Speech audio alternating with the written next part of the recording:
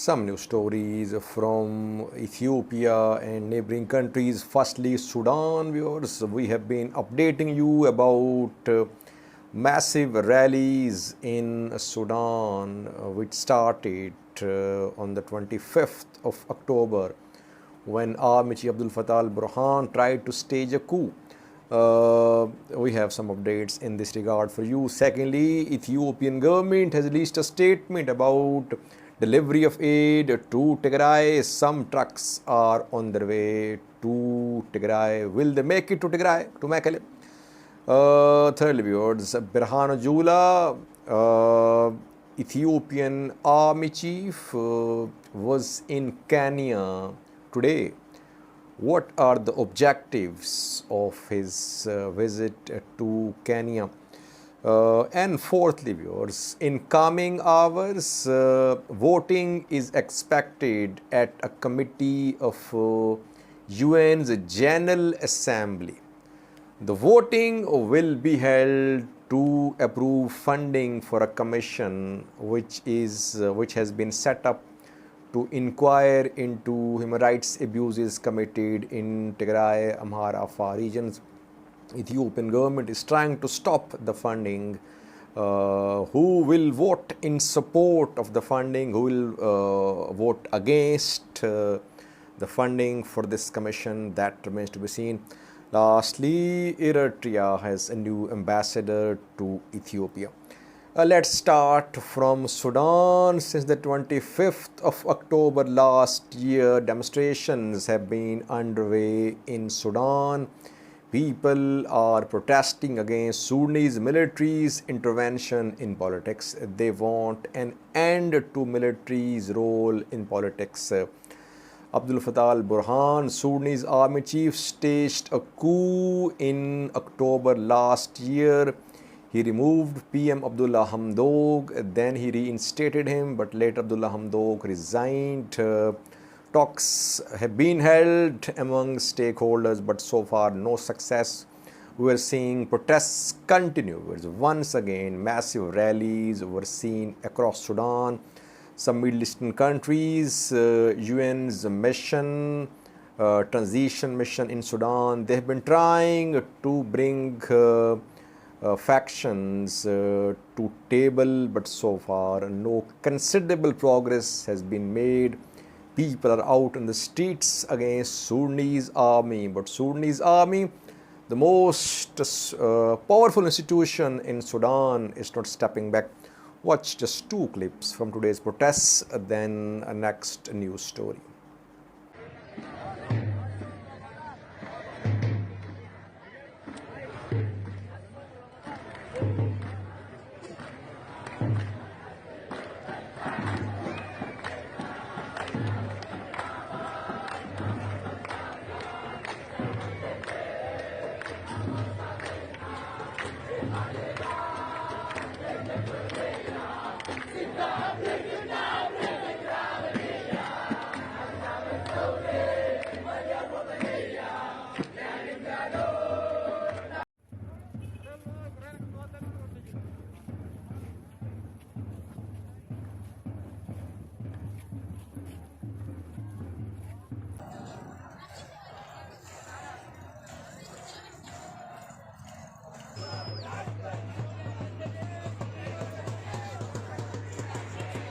Secondly, viewers, some aid trucks are on their way to deliver aid to Tigray. Ethiopian government's communication ministry an hour ago released a statement.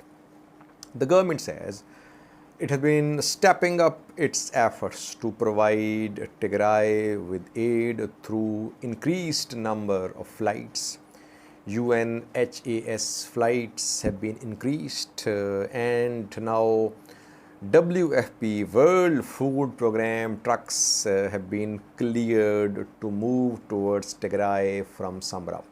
How many trucks are on their way? 21 World Food Programme trucks have left Samra, which is in Afar. The trucks will reach Mekelle, I think, tomorrow or on Saturday, if there is no blockage, because we know that Tigray forces are still in the Afar region of Ethiopia They have not withdrawn. Will these trucks safely make it to Mekelle, Tigray's capital? That remains to be seen.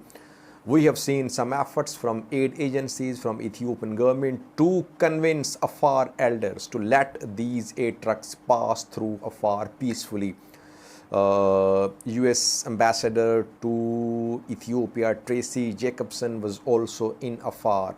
Some aid agencies held meetings with some elders in Arabati, Warada, reportedly 2 days ago.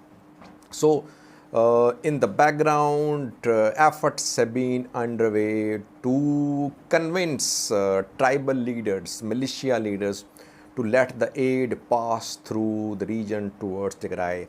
It remains to be seen, will this first convoy make it to Mekelle or not.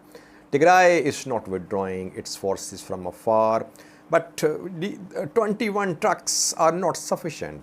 Tigray needs at least 100 trucks on daily basis. If these trucks reach Mekelle, they must be followed by large convoys to meet the needs of the people in Tigray.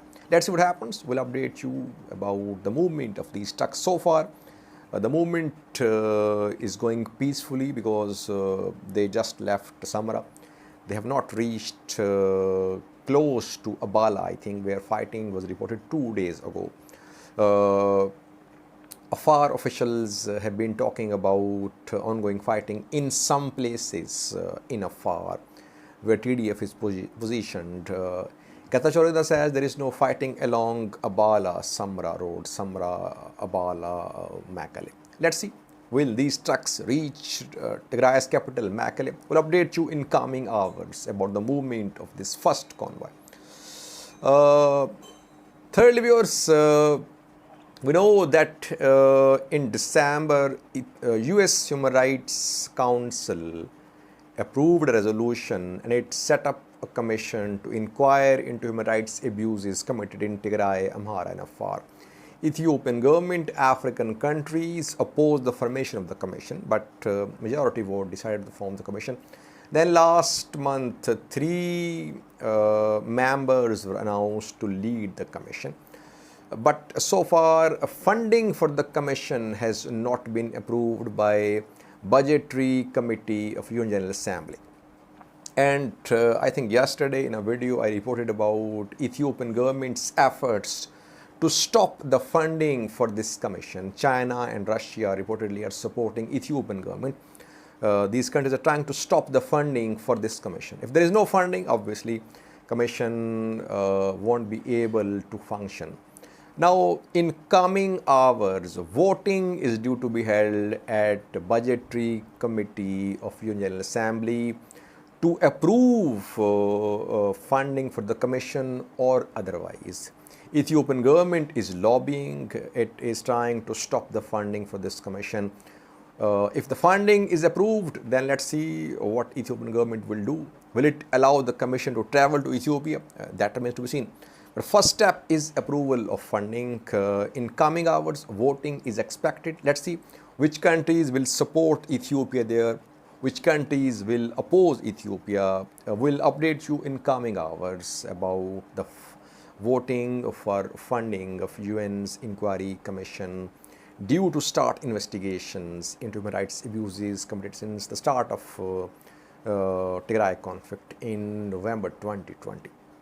Fourthly, viewers, Ethiopian Army Chief Berhanu Jula was in Kenya today. He met with Robert Kebuchi, a general of Kenyan Defense Force. We know that last month, I think, Kenyan police chief visited Ethiopia. And the 2 police chiefs announced to share intelligence to counter extremist groups in the region. And there was mention of OLA as well, that intelligence sharing will be done to counter the group. Now, General Berhanu Jula was in Kenya a few hours ago. What was the agenda of his visit? What we have learned so far, viewers, is that on top of the agenda is Al-Shabaab, because we know that This week, Al-Shabaab carried out attacks on Ethiopian and Kenyan troops in Somalia. Kenyan bases, Ethiopian bases both came under attacks from Al-Shabaab fighters. Al-Shabaab has launched some attacks close to the Somali region of Ethiopia too.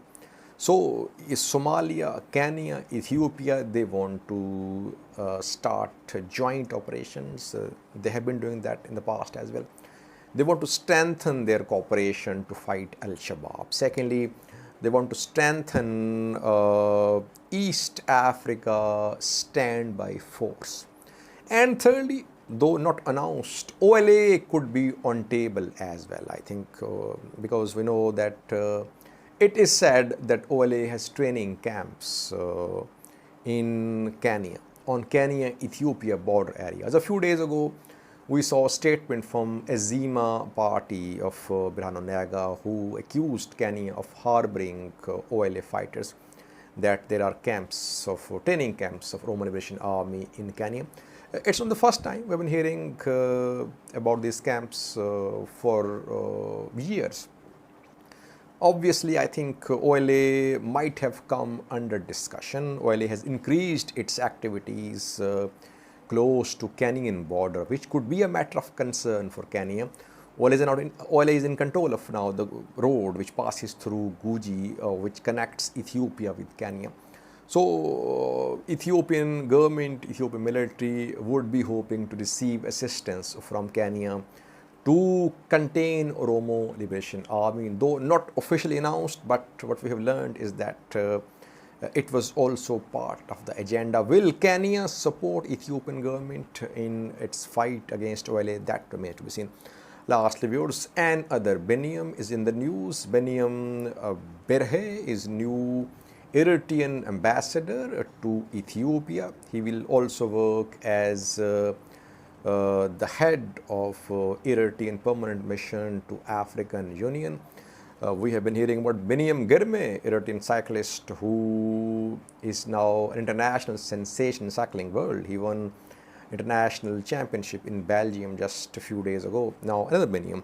This Beniam is Beniam Berhe. He will serve as Eritrean ambassador to Ethiopia. Thank you for watching.